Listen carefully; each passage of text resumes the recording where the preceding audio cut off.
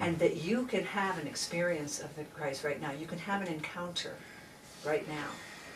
And so the facticity starts to slide away. But it's almost the permission for a mythic person to recognize that, to even call into question the facticity of those four synoptics is useful. Because it's a portal of entry to start saying that I can have an interior experience. The authority doesn't have to be located out there. It doesn't have to be the priest who's doing the translation. The authority moves inward. I can read this story just like we look at these stories along the wall here. And I can read them and I can have an interior experience of them. And I can unpack them by myself or with my journal or with others. There was one of the evenings at this 06 seminar, there's a moment I'll never forget. Do you remember the Brother David, Father Thomas dialogue? Mm-hmm. It's one of the evenings. So for those who don't know, we work a lot with developmental levels, and Ken Wilber has given them colors so that they're quite easy to refer to. And so if we just use altitudes, we could use spiral dynamics too, but the red altitude is a tribal, kind of warring type of altitude.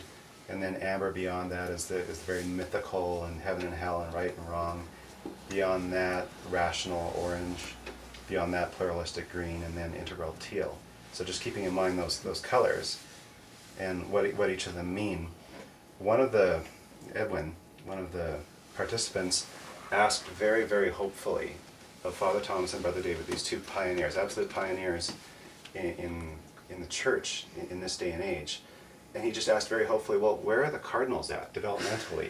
Like what level are they at? So Father Thomas, it's a wonderful sense of humor, just kind of scratches his head and says, well, as far as I can tell, they're mostly red. So for those of you who aren't Catholics, the cardinals wear red. Yeah, so and it was a beautiful play on words that Father Thomas did, saying that they're not where we wish they were. And then Brother David, in just a few sentences, really tied together this paradox that I have. How can I remain in the church when I disagree with so many teachings? You know, we're speaking that Mary Magdalene, in all the Gospels, was the first to see Christ. And in each case, Christ says, don't cling to me, but go tell my brethren that I've risen. So she goes and tells them. So she's the apostle to the apostles, but she's not an apostle.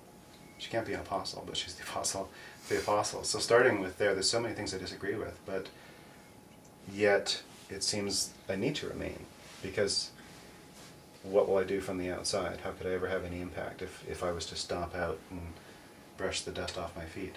So Brother David tied those together for me in these two sentences. He said, there's a flock of 1 billion in the Catholic Church, and it's heavy. And the Church is the largest provider of healthcare in the world, largest provider of education in the world. The flock is heavy, and they do a good job of it. But we can't expect the Vatican to lead us, he said, Yes. Which is an astounding statement, Mm-hmm. which meant Yes. both remain, do all you can from the position that you're in, and also walk your path and walk it to its limit, even if you walk alone. Well, in El Salvador and a lot of Latin America, they have a lot of faith-based communities because there aren't priests down there. And so I went down to, my daughter lives in El Salvador, and I went down, and they had a celebration of and they didn't call it the Mass, but it was a celebration of the Mass, and a woman was leading it. And the Eucharist was Oreos. Oreo cookies. Yeah. And the way they would read scripture, and this was really moving because they would read something from scripture, and then the people from the community, and Laura said when we were going and we were going to be late, and I was always very timely for church, and so we were a half an hour late, 40 minutes late, and she said, "No, Mom, don't worry, it goes on for a few hours." Because what they do is all of the people tell their own experience of the scripture reading.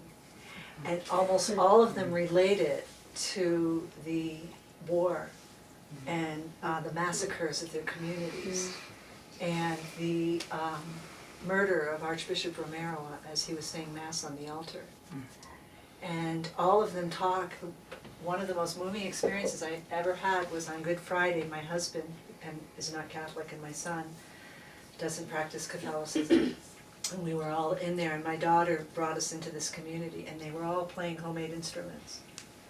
And I didn't understand a lot of what they were saying because I don't speak Spanish. But as they're talking, the passion with which they say, Christos, you know us, you know suffering, you are like us, you know suffering. And you could feel the emotion in the room, and they would sing the song, and Dave said the only song the one word he would understand, 2 words he understood was Christos and Romero. Everything was, Romero was anything, because Romero understood our suffering too. Mm-hmm. And he was placed in El Salvador, and people saw him as a pawn for the military dictatorship there, because he had really tried to build some sense of peace in this community. And, really kind of playing under the radar. He's supposedly a 6, playing under the radar. And when one of his friends was murdered, and he started to speak out, and the more he spoke out, the more he could just see what was happening to the people there. And that, to me, when I was in grad school and I was getting all of this deconstruction, was models, which is so huge, is modeling the importance of having models, that people can see that, are you practicing love? And for him, it just having this tenuous balance between the people whom he served and this military dictatorship, and what do I do? And then finally falling on the side of love and saying these people are the Christ. We have to be a voice for the people. And to go down there and be in the Rose Garden where the nuns and the Jesuits were murdered, and to be at the site of all of that, you recognize this path of love. And why, and this is a very amber, which is the mythical, Salvadorans are very amber Christians. And you can see how important amber Christianity is down there. And my daughter going down there was really helpful, this kind of postmodern, very green Christian going down there. And seeing the evangelicals who come in with amber mindset, and seeing the work that they do. And just saying, Mom, you just kind of have to hold a space for all of this. And I'm really starting to understand what integral looks like when it's played out in a place like this. Because she was resistant. She's real green, and she's a little bit resistant to this hierarchical stuff that you're doing with integral. But she can now just to see it played out down there.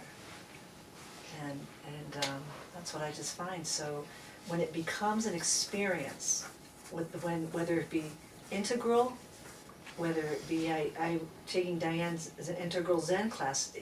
I was taking it during a time where somebody was dying, and when it becomes an experience, then it's anchored inside of you, and you have less of the resistance, because you just recognize that that's just the way it is, and it's a part of it. It's part of the holding the tension. That's what you were talking about today, just in the state of the world. It's always holding the tension, no matter where.